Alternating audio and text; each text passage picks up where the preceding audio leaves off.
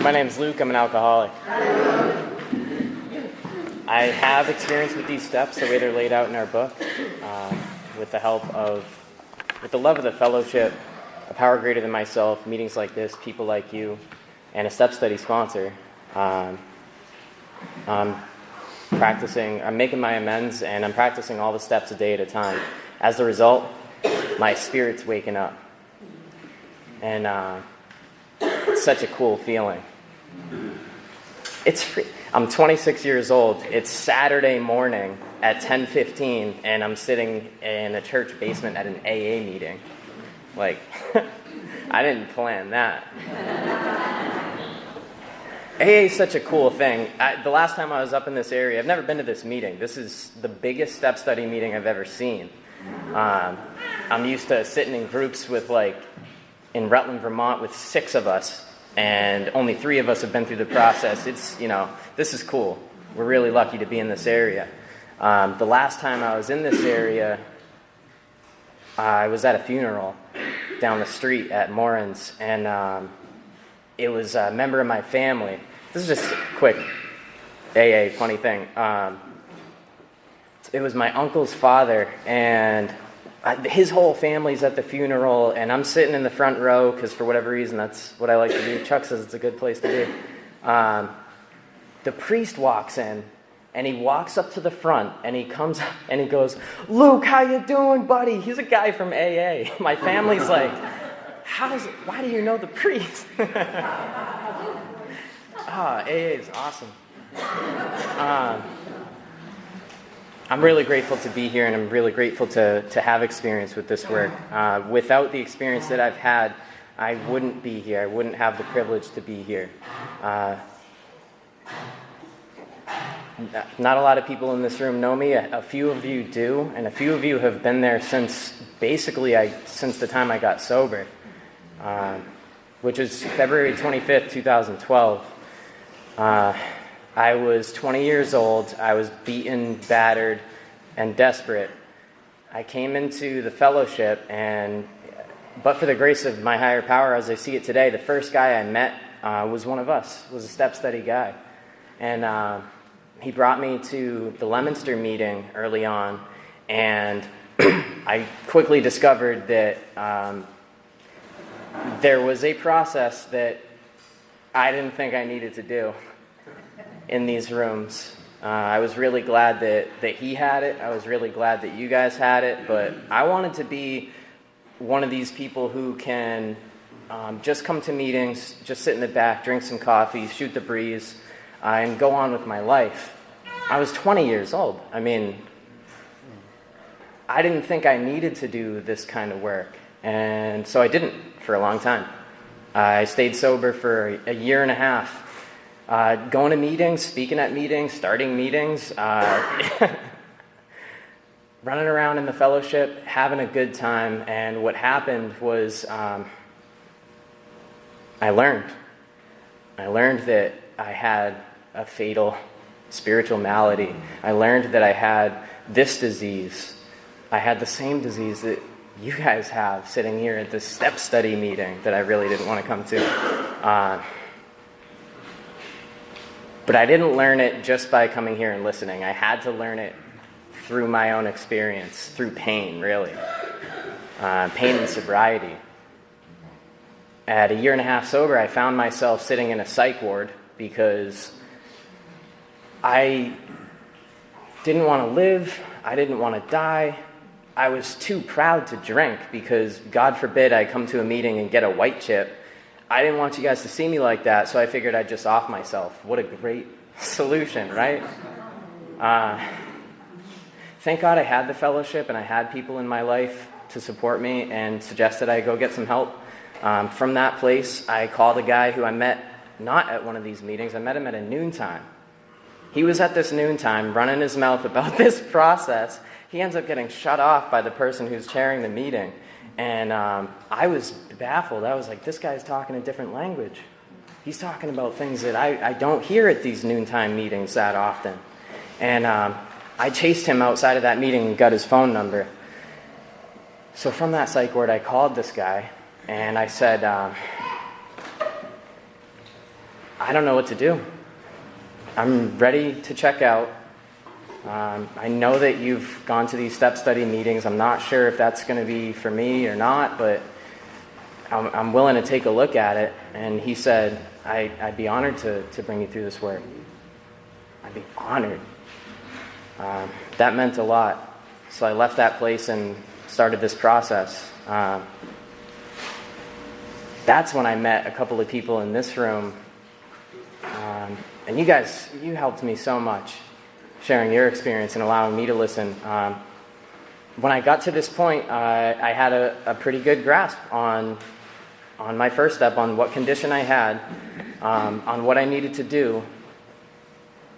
I also had a lot of other conceptions about what this work, what it was, and what I was going to get out of it. What I wanted when I started this part of the 4-step, when I started my 4-step, was to feel better. I wanted to feel better. I wanted a good job. I wanted my relationship to get better. I wanted my relationships with my family members to get better. I wanted to get better. No, I didn't want to get better. I wanted y'all to get better. And I thought that this was going to do that for me. Prior to doing this work, I was like next to perfect, you know what I mean? After doing this work, I find out I have all these flaws, I have all these issues, and I need help. I wish I could say I was one of these people that said my 3rd step prayer, started the work, and didn't stop doing the work until it was done, but I'm not. I'm one of these people who said my 3rd step prayer, started the work, did enough work to feel a little bit better, and then put the pen down. I would put the pen down for months. This is just being honest. I'm not someone who wrote an hour a day every single day. And there's people in this room that can attest to that. Because people in this room were there for me when my ass was on fire, again, doing this work, to ask me, well, are you writing? No, I'm not writing. Well, why don't you pick up the pen? AJ from this, I think he's from this area, at one point during my writing, he said, text me every single day after you've written. And I did that for a while, and that helped for a while until I started to feel better. And then I stopped writing, then I stopped texting. I don't even think I've talked to him since then. Corey, who's in this room, he'd ask me, how you doing? I'd tell him all my woes and troubles, talk about who's wronging me and what they should be doing to make me feel better. And he'd say, well, are you writing? I said, I'm trying to write. And what he said to me has stuck with me since. He said, I want you to do something. I want you to put your hand on your thigh right now. So I did. And he said, I want you to try to remove it. And I was like, what do you mean? Here you go. He said, no, don't do it. Try to do it. Does that make sense? You're either not doing it or you're doing it. It took me, I want to say, a couple of years to finish this part of the 4th step. It took a lot of pain. What I've gained from it is I've gained a lot. I've gained new conceptions of what this work is and what this work has done for me. The 4th step, I had this big idea coming to these meetings specifically that what I needed to do was write this incredibly long 4th step, and at the end of it, I'd be done. This was the work, was what I thought. The 4th step is the work. The 4th step is the solution. That's what I thought. And I think a lot of our meetings are 4th step heavy, and we give off that perception. So I try to be careful when I talk about it. In my life today, the 4th step was not the work. The 4th step was the beginning of the work. And the 4th step is what enabled me and taught me how to do the real work. It doesn't matter how good I sound up here or what I do while I'm here for this hour and a half. What matters is what I do out there and how I function out there and how I behave out there, how my relationships are out there. But why I come here for this hour and a half is because I need to know how. And that's what I've gained. So yeah, I thought I needed 17 notebooks, 30,000 resentments. I thought that's what I needed. So I wrote a very lengthy list. And throughout the course of writing it, what I found very quickly was patterns. I'm resentful at so-and-so because of this. It affects all these things, and as the result, I behave in this way. Kind of broad, because most of my resentments boiled down to a choice 5 to 10. I was pretty much either envious of you. I wanted what things you had. I was or jealous of you. I wanted who you had. Self-righteous. You're not doing what I think you should be doing. You're not doing what I think is right. Or you're doing it, but not to the caliber that I think you should. Intolerant. Or you disrespected me in some way. And the truth was, for a lot of these things, whatever you were doing had nothing to do with me. And in some cases, I was wronged. I was harmed by other people once. They did something to me one time. And what I did with that is I went home with the fact, the truth, what this person did to me. And then I made it a little bit worse. And I made my part a little bit less. And within a couple of days, I'm astounded by what you did to me. It's unbelievable. I'm telling everybody what you did to me. I can't function. It's just unbelievable what you've done. And, it would have been as petty as, didn't shake my hand at the meeting. Didn't acknowledge me for what a great person I am, for whatever I did. Petty stuff, as I see it today. At the time, I didn't have these tools. I didn't have this solution. So things felt really big. And what this says is taking a commercial inventory is a fact-finding and fact-facing process. Facts. So when I went through this work, I made my list, and I started, listing the reasons why the world had harmed me so much. I wasn't writing, extensive dialogue. It was 10 words or less. Boom, what'd you do? Resentful at you because you did this. Here's why.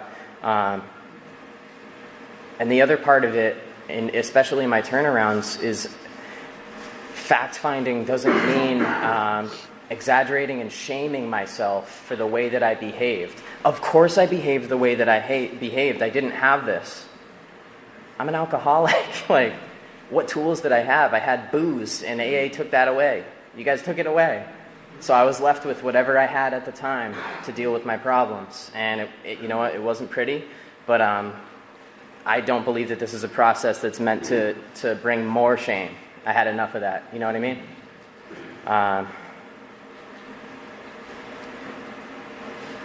So I did it.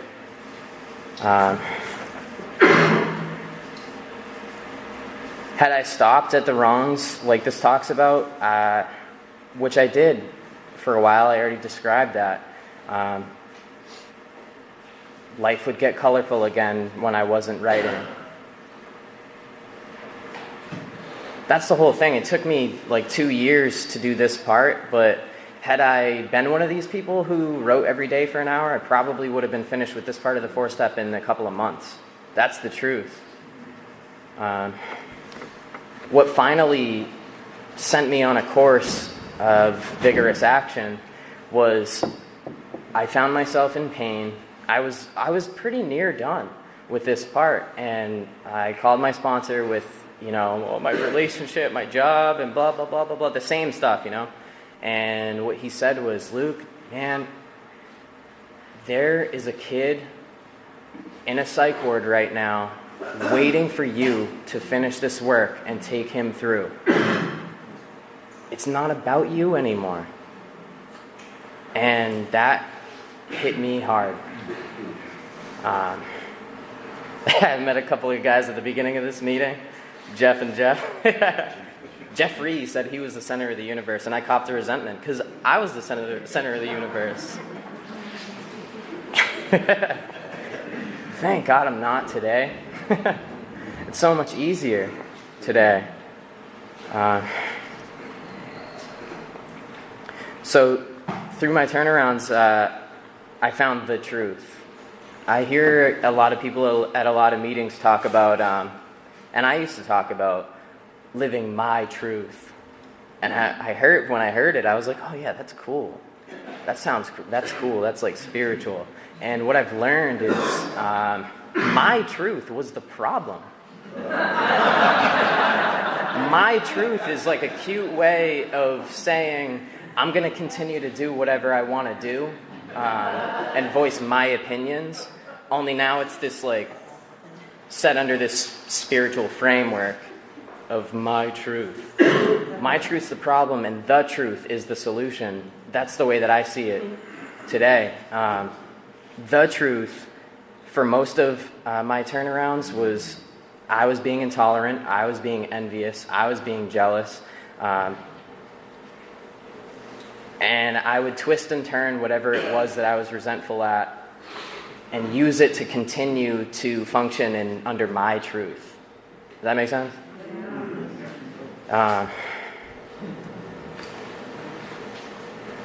So what I was taught is the whole purpose of this work is to put my hand in the hand of my higher powers and enable me to practice these principles in all my affairs. Well, what are these principles, right? And these principles are things like honesty, patience, love, tolerance. They're pretty much all the opposites of the things I keep listing. Compassion, understanding. So from my turnarounds, I was able to pull these character defects, these unspirited principles, and see what it was that I needed to give up. See what it was that was blocking me from the sunlight of the Spirit, from this power source that I call him God sometimes. I call him the universe. You, like, it doesn't really matter to me what I call him. What matters is what is that I call him. So when these things crop up, all right, so the biggest thing that I gained from the 4-step was the ability to work my 10-step. And that's why my impression is whether you write 7 notebooks or you write 1 notebook, I think it's awesome. Find whatever's going to work for you and just do it.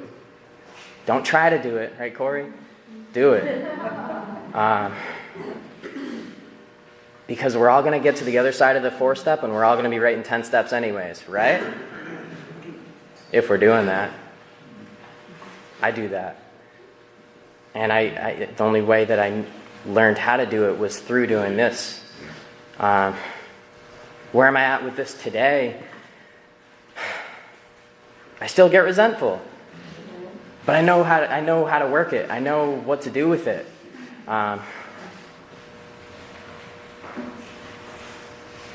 The people that I was envious of, the people that had things that I wanted, what I've learned is the only thing that was stopping me from getting those things was me.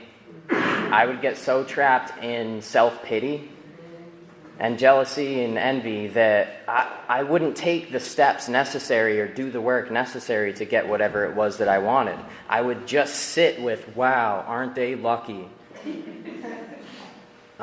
Today, if there's something that I aspire to have or do, I'm able to do the work, and I'm able to achieve it or get it. If it's God's will, and if it's not, then it doesn't happen. And that's okay today. Today, the people that were on my list that I was envious of, I am so grateful for them. Genuinely, I love them for the things that they have. And the way that they are, and I admire them for the dedication that they've taken to get whatever it was that they wanted. I don't envy them today. Intolerance, that's a huge one for me.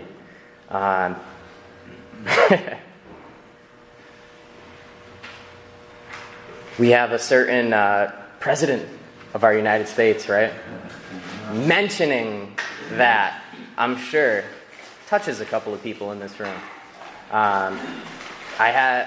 So we could talk about that. We could talk about what lives matter.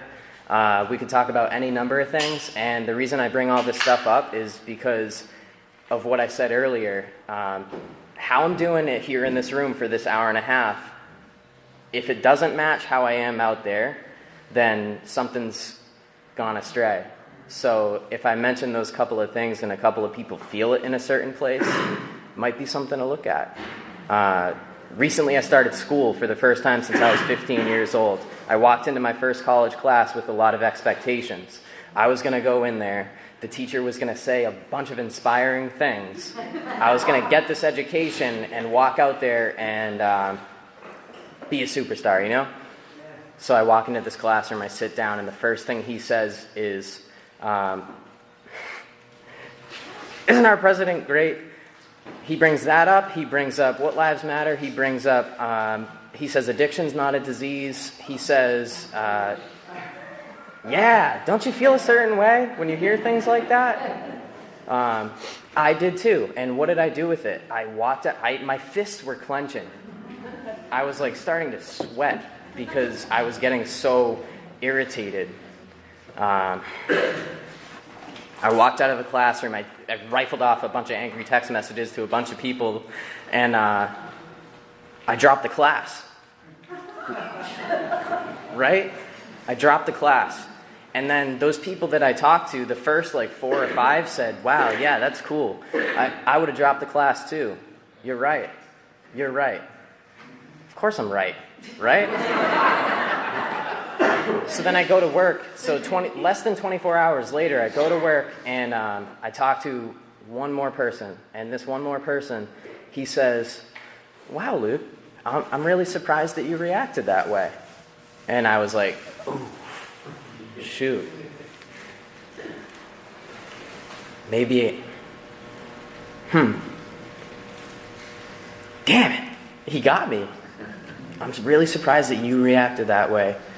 Basically, that's what he said, but what I heard was, yeah, you go to all these meetings and you talk about this spirituality and compassion and understanding for other people, other children of God, right? But you can't tolerate someone else's opinion if it doesn't match yours. This is after doing the work, right? So I dropped the new class that I picked up. I picked up that class again. And I emailed the professor and I told him about all my ridiculous antics of the last 24 hours. And you know what happened? He laughed and I laughed and we developed a really good relationship and I got the top grade in the class. Like, that's because I was able to turn it around and see where I was being intolerant and ask for help from God, from you, and do something different. And man, if I didn't have this, I would have... There's so many lessons that I wouldn't be able to learn because I wouldn't afford myself the chance. Because that's my MO. If you don't agree with me, I'm either going to fight you or run away from you. And if not one of those few things, I'm just going to stuff it and pretend that it's okay.